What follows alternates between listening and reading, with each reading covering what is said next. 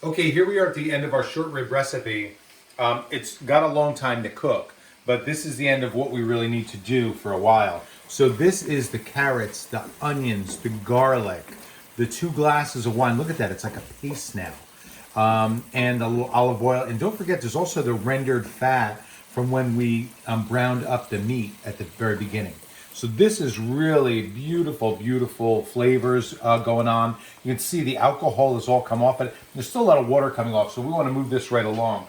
The next thing that we're going to put in is the crushed tomatoes. Now we had whole plums, so we had to hand crush them just to bring them down to where we need it. So I'm going to add that into it.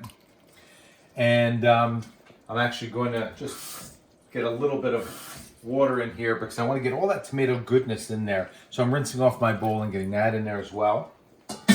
We're also going to put a cup of beef stock right in the middle of it. And then we have fresh thyme from our garden. This is thyme, actually, it's amazingly enough, it lasted through the winter.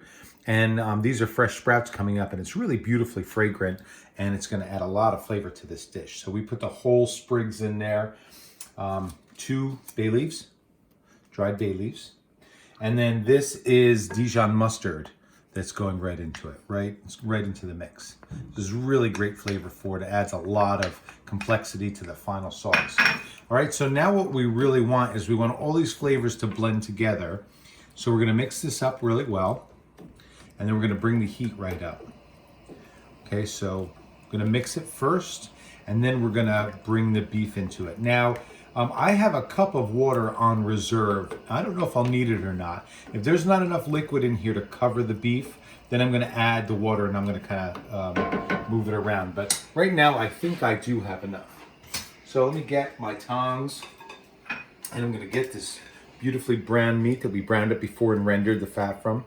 Oh yeah, it looks like I might need some more water in there, some more liquid.